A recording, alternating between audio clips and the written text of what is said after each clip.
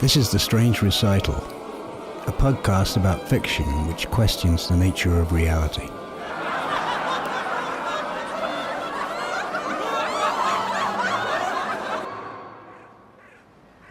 Ramona likes Bruno because he has 3 arms. That's right, 3. Right now, none of the little boys have cars or clothes or good jobs, and they all have good hair, so it probably seems as good a criterion as any for her to use in her search for a soulmate. Not that my Bruno's a saint. He's as shallow as the next fellow. Ramona has a giant raspberry, you see, on her nose. It sits right there on the tip, like a tough little crabapple, or a rose-colored sight on a rifle. From far away, it seems to glow and guide her. It guided her straight to Bruno. She thinks it makes her special, and so does he. You would think it was a ruby or something, the way that girl runs around, waving it, sticking it in everyone else's business. Sometimes, after she makes Bruno chase her for a little while, she surrenders in the corner of the sandbox and lets him touch it.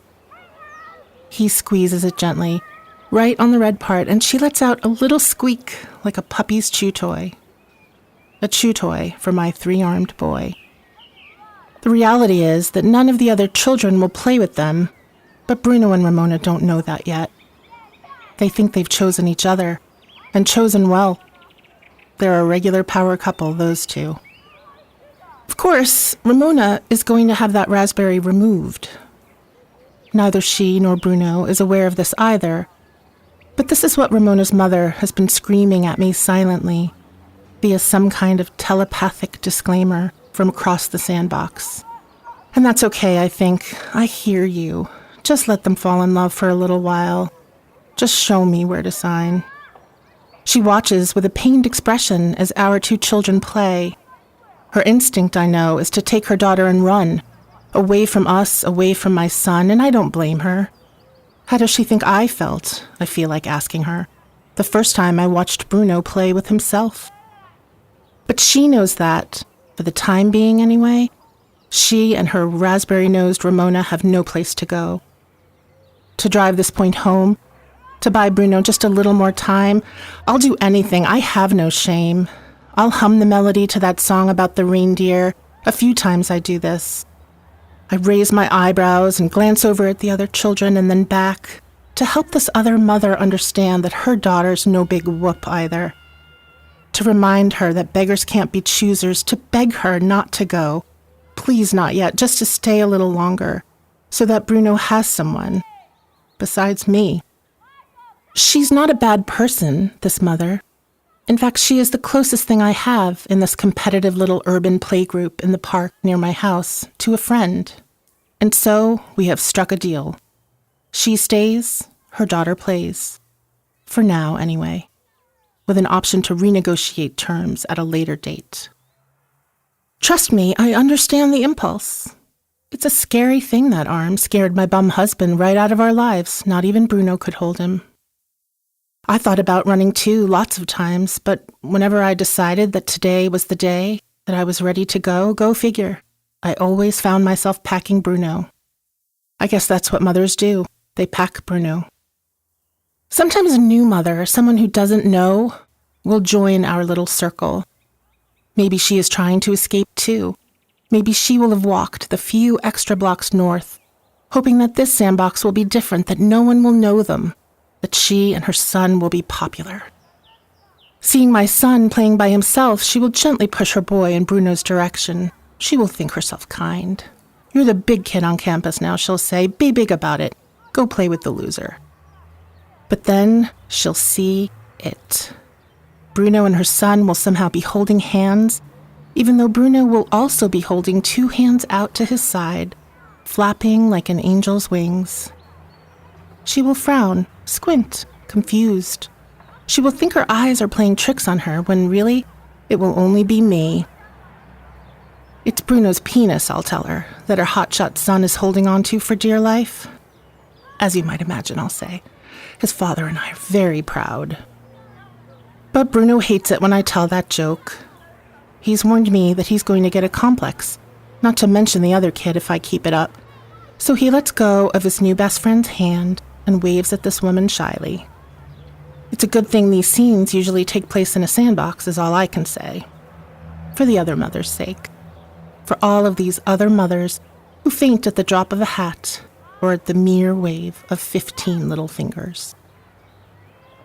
The hardest thing to get used to was the way that Bruno hugged. Like he was pulling you closer and pushing you away, all at the same time. Great had been my first reaction. He takes after his father. But of course, unlike his father, Bruno can't help it. That third arm's just there, smack dab in the middle of his chest. It's connected to his heart and some kind of major vein or something. That's why they can't remove it entirely. It's like Bruno's holding his own heart, holding it out to the world. They offered to chop it off at the shoulder to amputate. It would look like a big rib, they said, or at worst, a breast. A breast in the center of his chest. I thought about it. The doctors insisted I go home and think about it. But all I could think about, no matter how hard I tried to think about the other things, was how from the beginning, that third arm seemed to be connected to Bruno's favorite fingers. How it was a perfectly good arm. How he was a perfectly good little boy. I said, no way. Someday it will be better, I think, as this mother takes her son out of the sandbox and whisks him away so that it's just me and Bruno again. Someday, maybe Bruno will even be a ladies' man. The ravishing Ramona will have tried the rest, but then come back to the best. The only boy, she'll say in their wedding toast, who could ever make her squeak. Bruno looks at me, worried that I'm upset that he's done something wrong, so I smile at him and make a funny face and tell him his new friend just had to go home. Then both of us watch as his mother makes a liar out of me and takes her kid to the jungle gym just across the park where she is embraced by some of the other mothers and where the other kids hang on the monkey bars like silent, solemn monkeys, witness to a kill by the watering hole. I see something move out of the corner of my eye. At first I think it is Bruno giving the departing newbies the finger, which I will privately cheer, but of course publicly disapprove of, for the sake of his social development. Or maybe it is for me, I think, that finger, and I will accept it with my head bowed, having expected it since the day I told them to leave it on. But it isn't either of those things. Bruno gives me the thumbs up. That's right, 3. That was Squid in Love, written and read by Tania Zamorsky.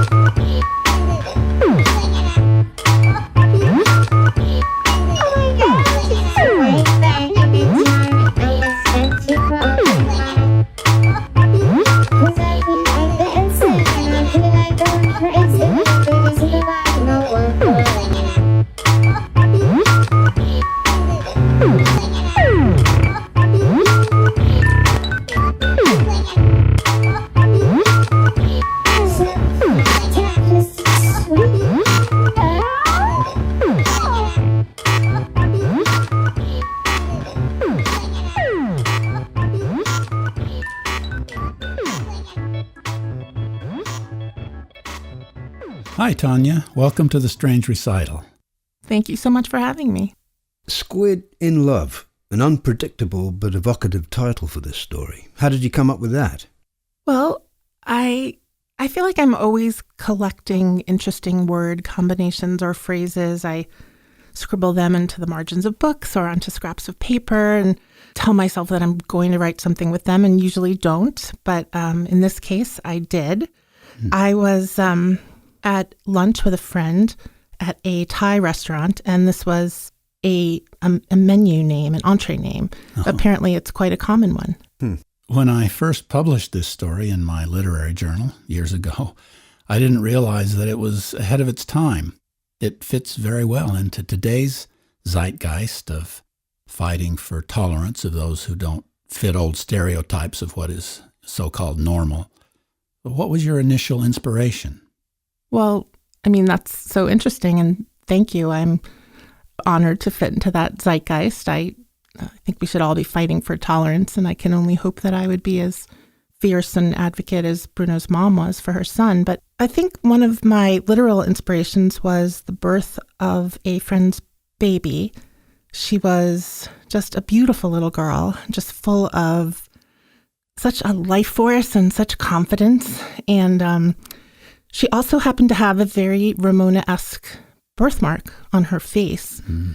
It was not on the tip of her nose. I did that to her, I think. And I think I always assumed it was going to be removed. It certainly wasn't a big deal either way. But I do remember thinking that if she did not have it removed, that there would probably come a time in her young life when somebody did her the great favor of informing her that she was not quite as fabulous as she thought she was. And I'm sure that that did, in fact, happen to her in other ways for other reasons. But, it happens to all of us, I think, as we grow up and walk through the world. But it got me thinking, and it's something that I think about quite often, that we are all flawed and we all have something that makes us ashamed or whatever it is, some third arm. And I think we also all have a choice about how we can respond to that. We can rail against it and let it make us angry and weary, or we can do what Bruno's mom did, which is to adopt this very defensive stance, dukes up, ready to take everybody on. Or we can do what Bruno did, which I think is more to remain soft in the face of that and try to cultivate optimism and even a little joy. So, yeah, it's easier said than done, I think. Yeah. Well, you've achieved a tone that includes both humor and pathos. Was that a conscious aim, using writerly technique, or just good luck? I wish that it was a conscious aim. I think sadly, or perhaps not so sadly, those are just my raw ingredients. I do try to push the pathos portion down, but the two tend to reestablish themselves at about a 50-50 level, and maybe that's okay. Yeah, it is. Now, one way I read this story is that Bruno is the inner child of the narrator. No one has a perfect childhood. Each of us feels flawed in that hidden place inside. So to meet someone else whose flaw is visible makes us feel less alone. I happen to think this is true for everybody, whether they're aware of it or not. So do you have any thoughts on that subject?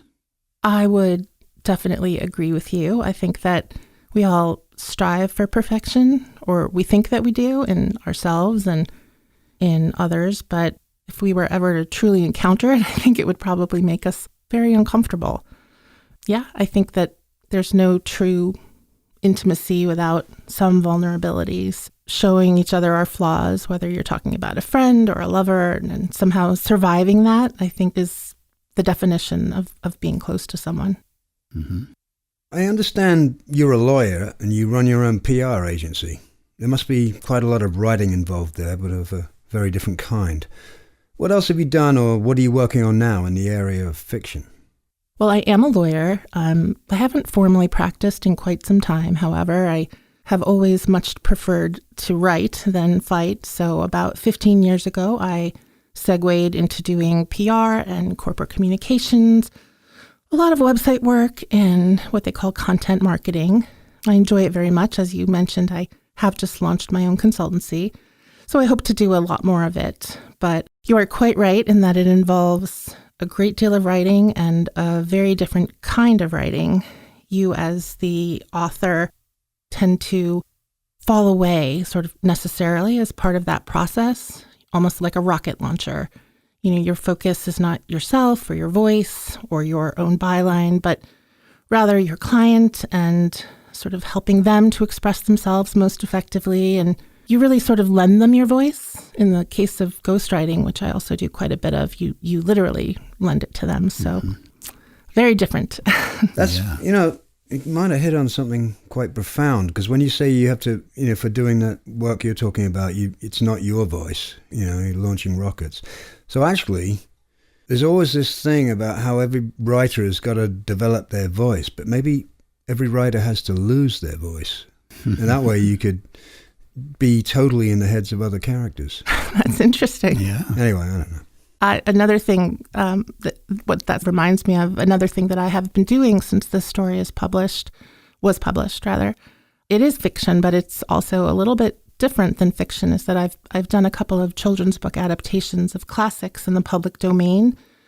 So, that harkens back to what you just said, Tom. Just working with someone else's voice. When you do adaptations, you are not the author exactly. There is a certain level of original contribution involved, but there's also a lot of reorganization and editing, and you basically just serve as an escort in a way, and you're taking someone else's baby, someone else's voice forward, and trying to present it hopefully very carefully and respectfully to a future audience for a different purpose. Yeah. I think those are all really good tools to serve fiction writing, actually. I hope so. I've just recently celebrated a big birthday and moved back to the Hudson Valley, and it was one of my New Year's resolutions to really try to carve out a little more time to focus on my own voice again and my own writing. So I hope the fact that I've stated that out loud on your podcast will hold me accountable. Yeah. Yeah. To find your voice first, you got to lose it. Exactly. Yeah, right. Well, in terms of your story, I'm going to reveal something now. You may be wondering why I always wear a hat. Well, it's because of this bony protuberance like a little rhinoceros horn that sticks up from the middle of my head. See? I knew I liked you. Kindred spirits, kindred squids. Wow. I never even wondered why he always wears a hat. But you got to forgive Brent. Sometimes he gets a little, But it feels good to finally let the world know. Anyway, thank you, Tania, for joining us on the podcast. Thank you so much. Yes, thank you. This was fun. So you identify with unicorns. What else don't I know?